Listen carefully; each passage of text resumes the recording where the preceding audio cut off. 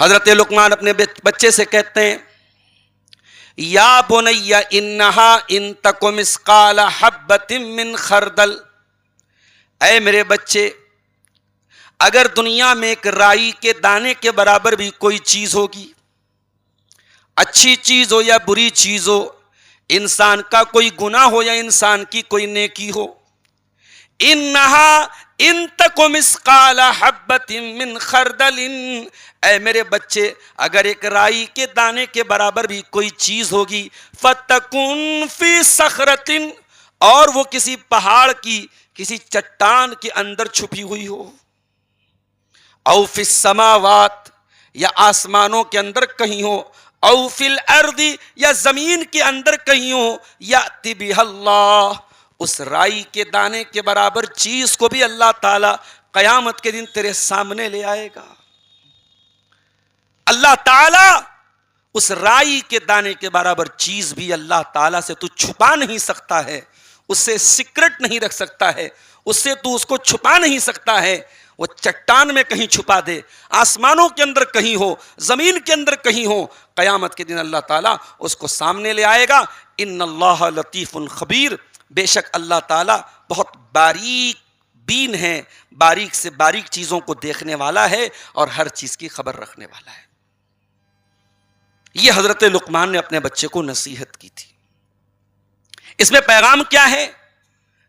پیغام یہ ہے کہ اس دنیا میں اگر شیطان ہمیں کوئی غلط کام کرنے پر ابھارے، کوئی پاپ کرنے پر، کوئی گناہ کے کام کرنے پر شیطان ہمیں بہکانے کی کوشش کرے، تو ہمیں قرآن کی اس آیت کو اپنے سامنے رکھنا چاہیے۔ ہم گناہ کر کے کہاں جائیں گے؟ ٹھیک ہے ہمارے گناہ کو دنیا کا کوئی کیمرہ ریکارڈ نہیں کر رہا ہے، ہمارے غلط کام کا کوئی ثبوت ہم نے نہیں چھوڑا، کوئی گواہ ہم نے نہیں چھوڑا، کسی کو ہم نے بتایا بھی نہیں، لیکن کیا ہم اللہ سے بھی چھپا لیں گے؟ اللہ سے تو نہیں چھپا پائیں گے۔ جو اللہ ایک رائی کے دانے کے برابر چیز بھی اگر پوری کائنات میں، پورے برہمانڈ میں، پورے وشو میں، زمین میں، آسمان میں کہیں پر بھی چھپا دی جائے، ایک رائی کے دانے کے برابر چیز کو بھی اللہ تعالیٰ سامنے لے آئے گا۔ اس اللہ سے ہم کیا چھپا سکتے ہیں میرے پیارے ساتھیوں؟ اگر انسان اس ایک آیت کو یاد کر لے، حضرت لقمان کی اس ایک نصیحت کو یاد کر لے، تو انسان کبھی گناہ کے قریب نہیں جائے گا، انسان کبھی شیطان کے بہکاوے میں نہیں آئے گا میرے ساتھیوں۔ ایک اور آیت دیکھیے قرآن کی۔ دنیا میں ہم لوگ کئی سامان لینے جاتے ہیں تو دکاندار کے پاس ترازو ہوتا ہے، چھوٹی چیز ہے تو چھوٹا ترازو ہے، بڑی چیز ہے تو بڑا ترازو ہے۔ بھئی آپ گیہوں خریدنے جاتے ہیں، چاول خریدنے جاتے ہیں تو بڑے بڑے ترازو ہوتے ہیں، اور آپ سونار کے ہاں سونا لینے جاتے ہیں تو چھوٹا ترازو ہوتا ہے۔ سونار کا ترازو جو ہوتا ہے وہ چھوٹی چھوٹی چیزوں کا بھی وزن کر لیتا ہے۔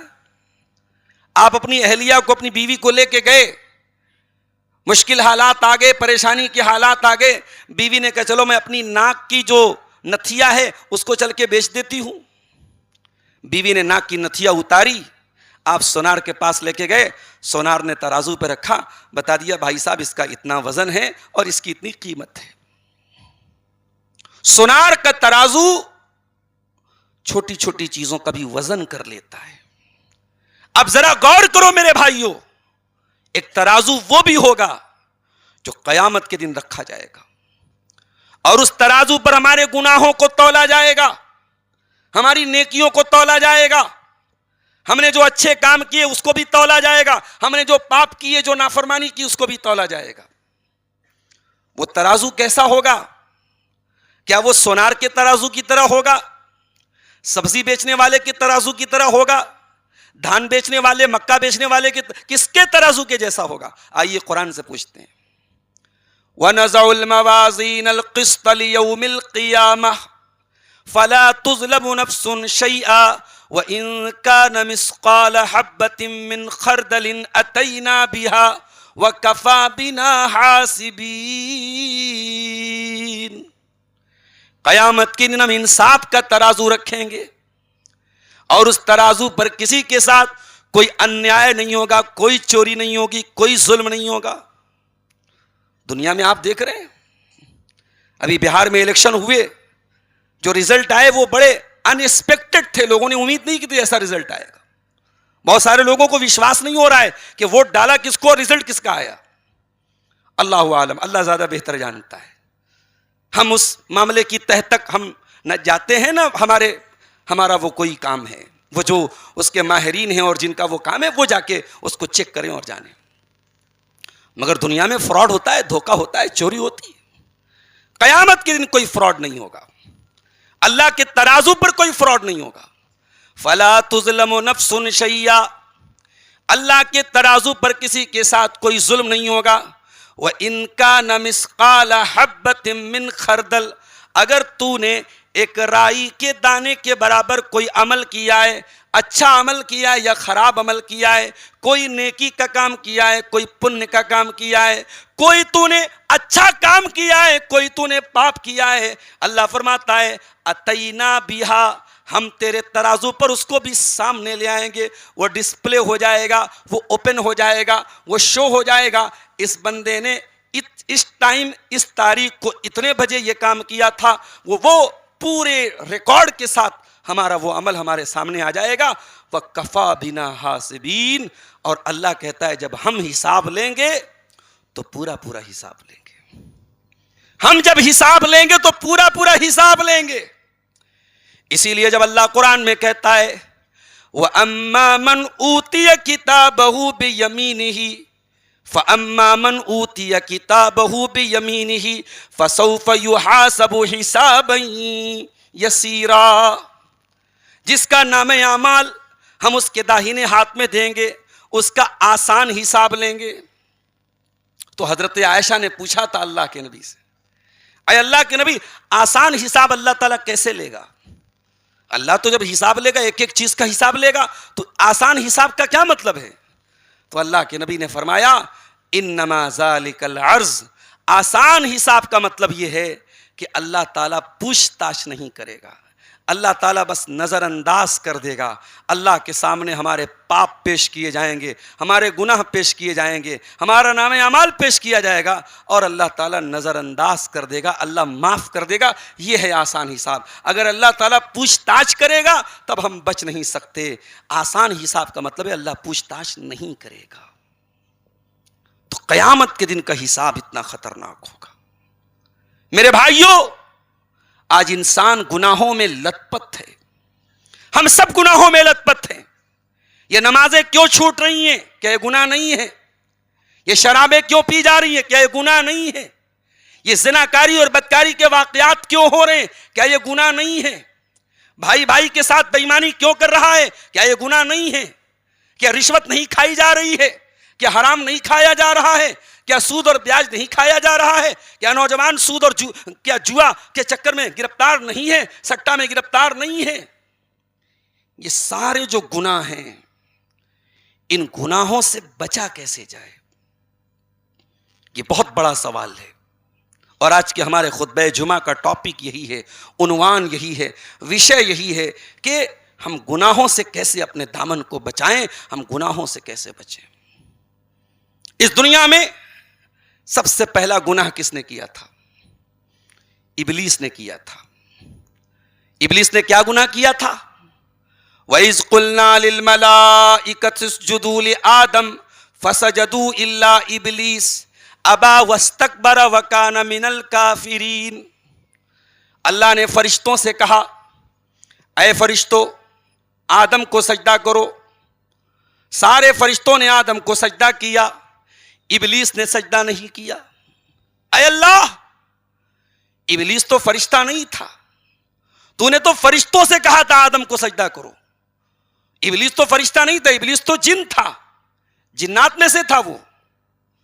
لیکن چونکہ وہ فرشتوں کے ساتھ رہتا تھا، اور جب آپ کسی کے ساتھ رہیں گے تو جو آدیش آپ کو دیا جائے گا، جو آرڈر آپ کو دیا جائے گا، وہ ساتھ والے کو بھی دیا جائے گا.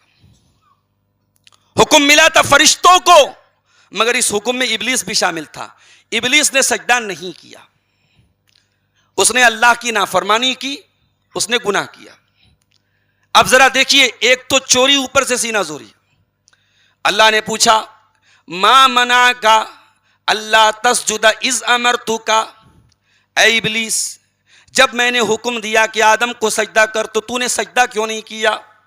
قال انا خیر منہ خلقتنی من نار وخلقتہ من طین. کہا کہ اے اللہ I am better than him، میں اس سے اتم ہوں، میں اس سے بہتر ہوں، میں آدم سے اچھا ہوں. دنیا میں اپنے آپ کو دوسروں سے بہتر سمجھنے کا جو یہ اصول ہے، یہ سب سے پہلے ابلیس نے شروع کیا تھا. اپنے آپ کو ہمیشہ ڈاؤن سمجھو، اپنے آپ کو حقیر سمجھو، تکبر نہ کرو، غرور نہ کرو، اہنکار نہ کرو. اہنکار ابلیس کا طریقہ ہے، غرور ابلیس کا طریقہ ہے، اپنے آپ کو دوسروں سے بہتر سمجھنا ابلیس کا طریقہ ہے. کوئی نماز پڑھ رہا ہے، نماز پر مگن ہے، کوئی عالم ہے، علم پر مگن ہے، کوئی پیسہ والا ہے، پیسے پر مگن ہے، کوئی نیتا ہے، ایم ایل سی ہے، ایم ایل اے ہے، ایم پی ہے، اسی پر مگن ہے. یہ بات یاد رکھو میرے ساتھیوں، غرور اور تکبر اللہ تعالیٰ کو بہت ناپسند ہے. سب سے پہلے غرور کس نے کیا تھا؟ ابلیس نے کیا تھا. اللہ نے پوچھا اے ابلیس تو نے آدم کو سجدہ کیوں نہیں کیا؟ کہا اے اللہ میں آدم سے بہتر ہوں، خلقتنی من نار وخلقتہ من طین، تو نے مجھ کو آگ سے پیدا کیا اور آدم کو مٹی سے پیدا کیا. آگ کو کہیں پر جلاؤ گی آگ اوپر جائے گی، مٹی کو کہیں سے گراؤ گے مٹی نیچے جائے گی. اے اللہ مٹی اور آگ میں کون بہتر ہے تو بتا دے.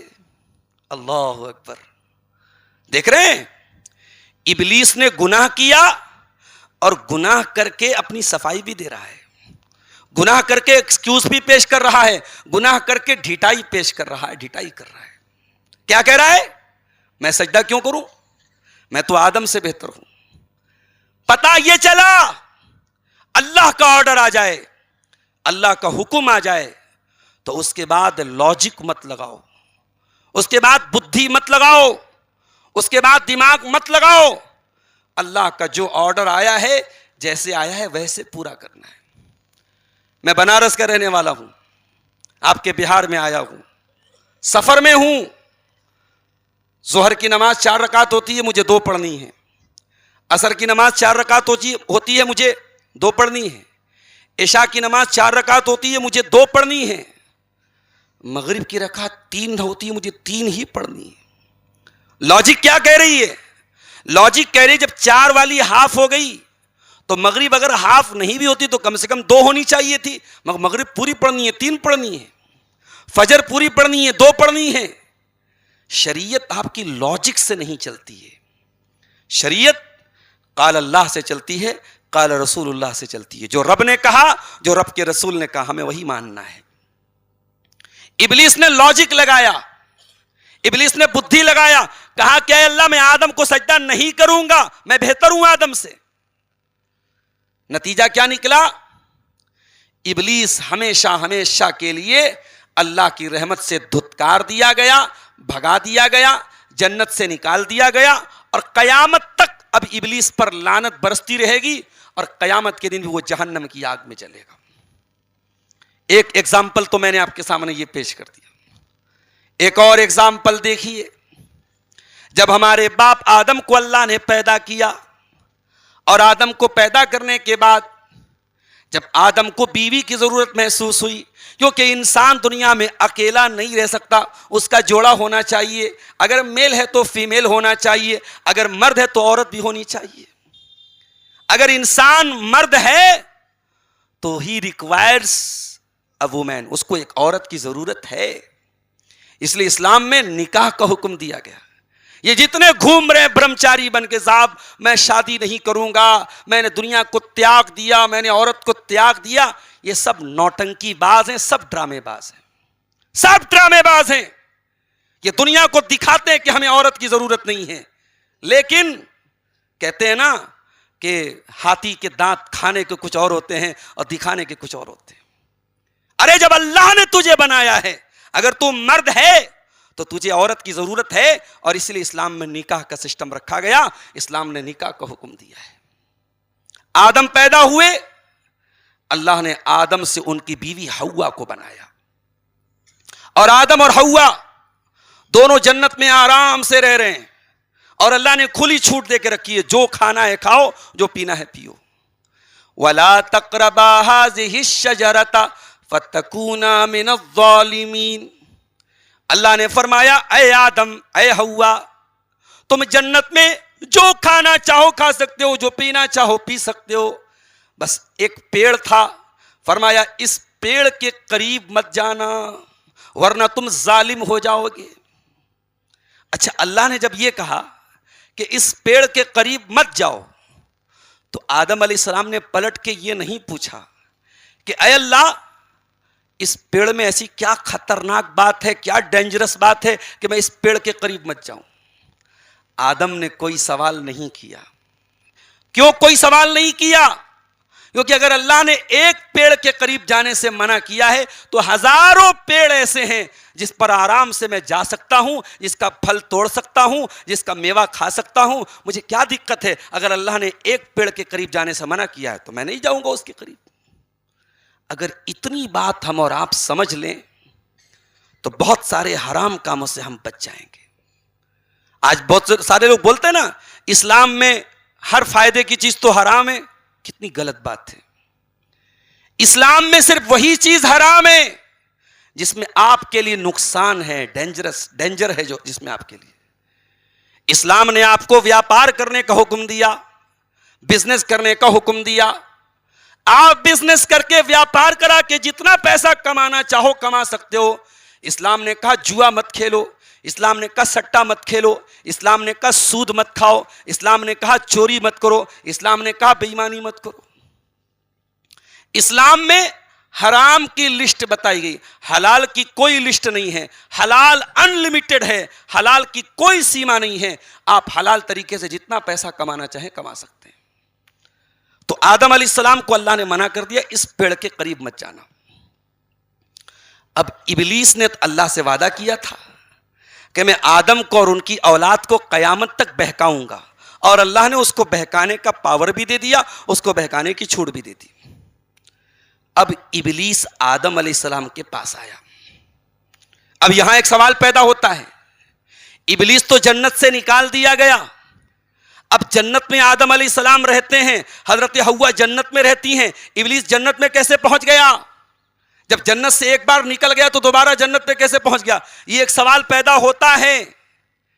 جواب یہ ہے، ہو سکتا ہے، اللہ عالم، اللہ زیادہ بہتر جانتا ہے، ہو سکتا ہے اللہ تعالیٰ نے جنت کی نعمتوں کو اس کے اوپر حرام کیا تھا، مگر جنت میں آدم اور حوا کو بہکانے کے لیے شیطان کو انٹری مل گئی ہو، کیونکہ شیطان سے اللہ نے وعدہ کیا تھا کہ قیامت تک تو جس کو بہکانا چاہے بہکا سکتا ہے، جو میرے نیک بندے ہیں ان کے اوپر تیرا اثر نہیں پڑے گا، لیکن تجھے بہکانے کی میں چھوٹ دے رہا ہوں۔ تو اللہ تعالیٰ نے چھوٹ دی تھی، اس لیے ہو سکتا ہے انٹری ملی ہو۔ بہرحال وہ آدم علیہ السلام کے پاس آیا، اور آ کر کے کیا کہہ رہا ہے؟ الا ادلک علی شجرۃ الخلد، اے آدم، میں ایک پیڑ کے بارے میں تم کو بتانا چاہتا ہوں، اس پیڑ کا پھل کھا لوگے تو ہمیشہ زندہ رہو گے۔ امرت والا پیڑ ہے وہ، دیکھ رہے ہیں؟ جس پیڑ کے قریب اللہ نے جانے سے منع کیا تھا، شیطان کیا بول رہا ہے اس کو؟ یہ ٹری آف ایٹرنیٹی ہے، یہ امرت والا پیڑ ہے، اس کو کھا لو گے کبھی مرو گے نہیں۔ پتہ یہ چلا کہ شیطان کا کل بھی کام یہی تھا کہ گناہوں کو اور غلط کاموں کو اچھی پیکنگ میں پیش کرتا تھا، اور آج بھی شیطان کا یہی کام ہے۔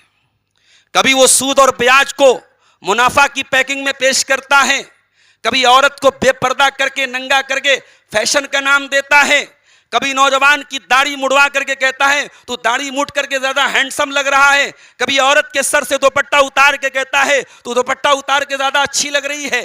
شیطان کا کام کل بھی یہی تھا اور آج بھی یہی ہے کہ وہ اللہ کی نافرمانی کو اور گناہ کے کام کو اچھی پیکنگ میں پیش کر رہا ہے تاکہ انسان دھوکے میں پڑ جائے۔ اس نے کہا، آدم، اس پیڑ کو کھا لو گے، اس کا پھل کھا لو گے تو ہمیشہ زندہ رہو گے۔ اچھا یہ پیڑ کس چیز کا تھا؟ آپ لوگوں میں سے کسی کو معلوم ہے کس چیز کا پیڑ تھا یہ؟ زقوم کا تھا؟ نہیں نہیں نہیں، غلط بات۔ دیکھیے یہ جو سوال ہے کہ وہ پیڑ کس چیز کا تھا، حقیقت پوچھیے تو اس سوال کا کوئی مطلب نہیں ہے۔ جب قرآن و حدیث میں نہیں بتایا گیا تو ہمیں چکر میں بھی نہیں پڑنا چاہیے۔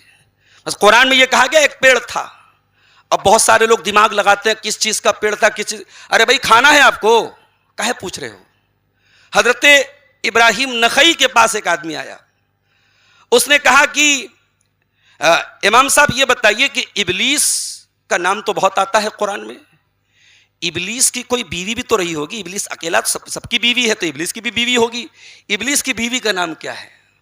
تو امام صاحب نے کہا معاف کیجئے میں اس کے نکاح میں گیا نہیں تھا، میں اس کی شادی میں نہیں گیا ہوتا تو بتا دیتا آپ کو۔ تو اس طریقے کے لا یعنی سوالات جس کا کوئی مطلب نہیں ہے، بھائی اللہ تعالیٰ نے قرآن میں اس کا نام نہیں لیا، اللہ کے رسول نے حدیث میں نہیں لیا، بات ختم۔ اس کو جاننے سے ہمارا ایمان بڑھے گا نہیں، نہ جاننے سے ہمارا ایمان گھٹے گا نہیں۔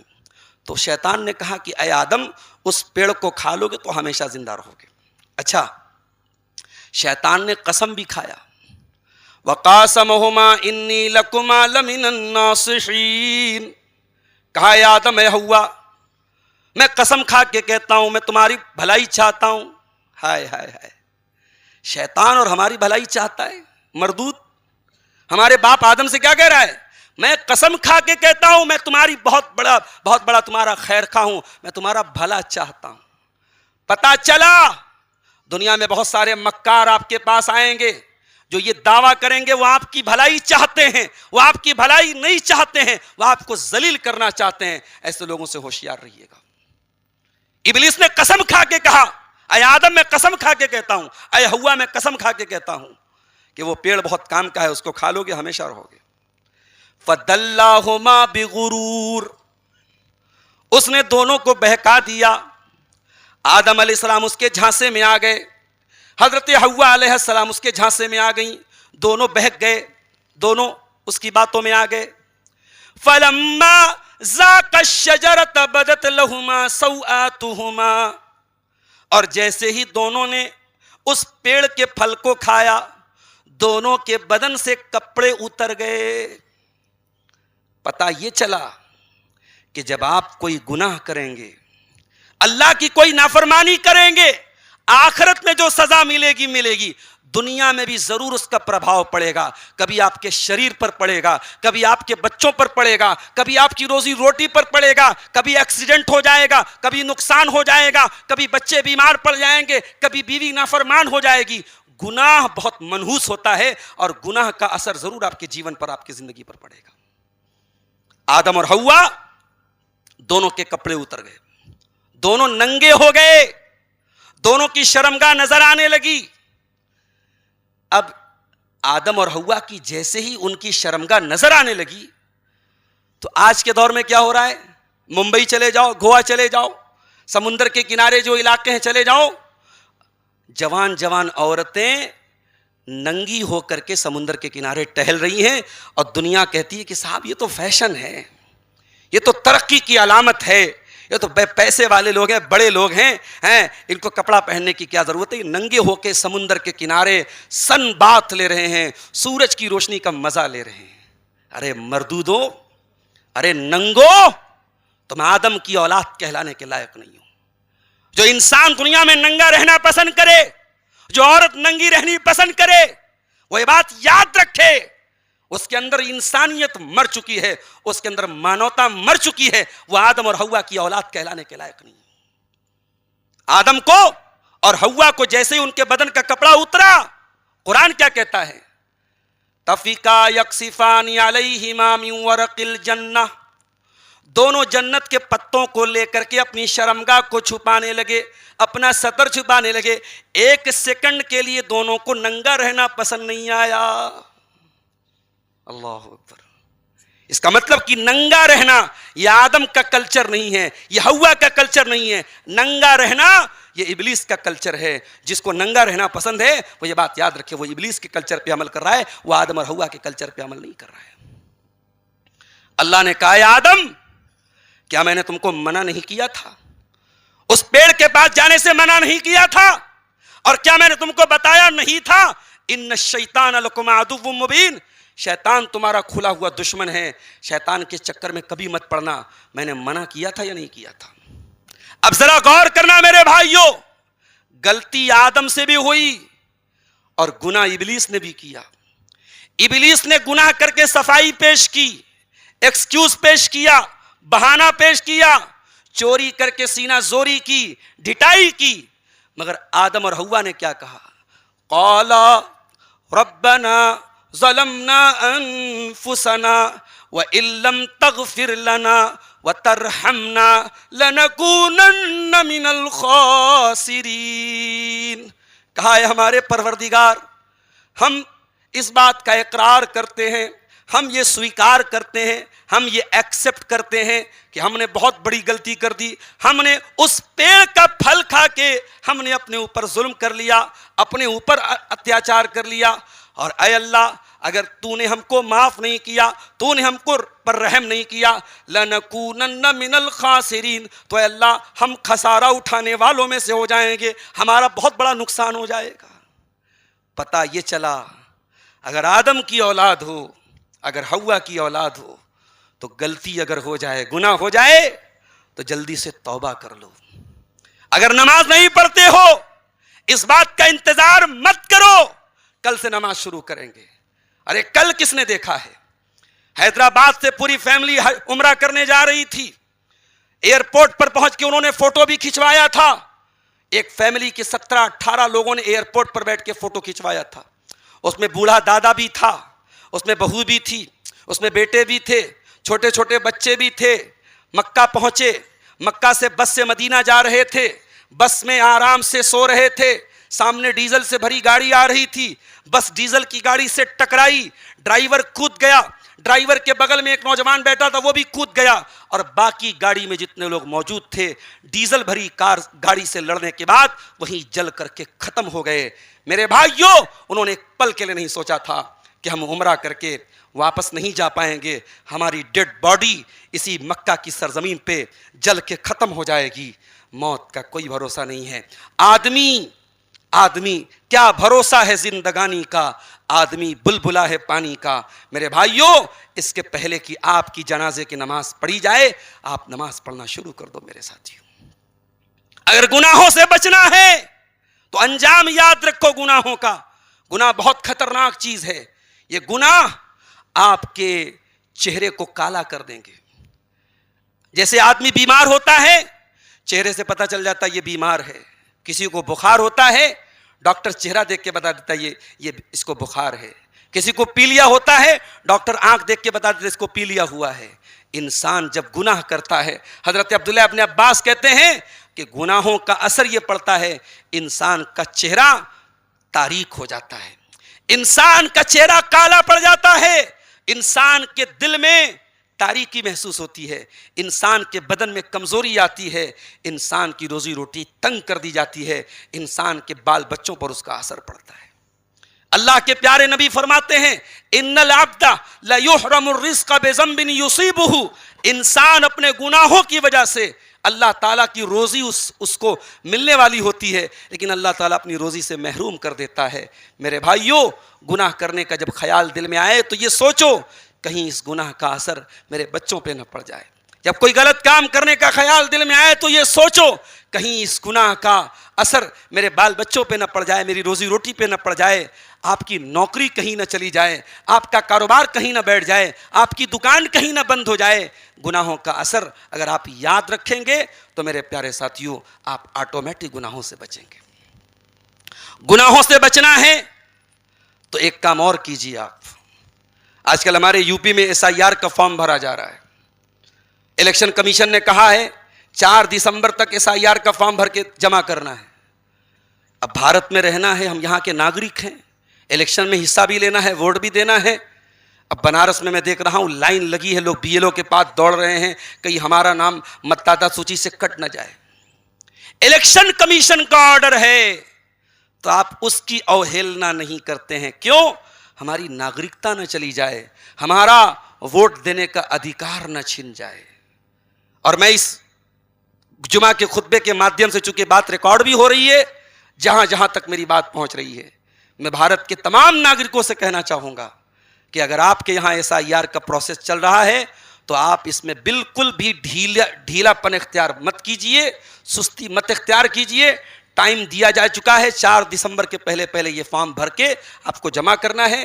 آپ فارم بھر لیجئے، اور بہت سارے ویڈیو موجود ہے یوٹیوب پر، بہت آسان طریقہ ہے، آف لائن بھی بھر سکتے ہیں، آن لائن بھی بھر سکتے ہیں. SIR کا فارم جلدی سے بھر کے اپنے BLO کو دے دیجئے یا آن لائن جمع کر دیجئے، تاکہ آپ کا نام متداتا سوچی سے نہ کٹے. اگر کٹ گیا تو آگے پھر دقت ہوگی. اس کا بھی طریقہ ہے لیکن اس میں دقت ہوگی، لہٰذا اس کا انتظار مت کیجئے، جو پہلا پروسیس ہے اس کو پورا کیجئے.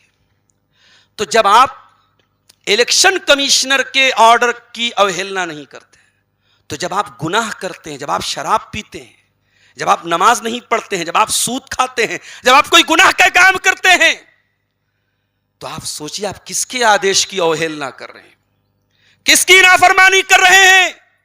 اس اللہ کی جس کے ہاتھ میں ہمارے دل کی دھڑکن ہے. اس اللہ کی نافرمانی کر رہے ہیں جس کے ہاتھ میں پوری کائنات کا کنٹرول ہے.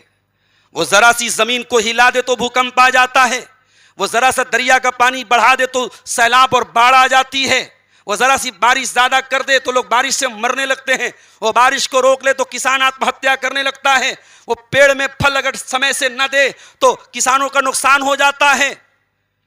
اس اللہ سے آپ بغاوت کر رہے ہو، اس اللہ کے آدیش کی اوہیلنا کر رہے ہو، اس اللہ کی نافرمانی کر رہے ہو. جب گناہ کرنے کا خیال دل میں آئے تو میرے بھائیو یہ سوچ لو آپ کس کی نافرمانی کر رہے ہو. اور گناہوں سے اگر بچنا ہے میرے ساتھیو، ایک آخری بات بیان کر کے بات ختم کرتا ہوں.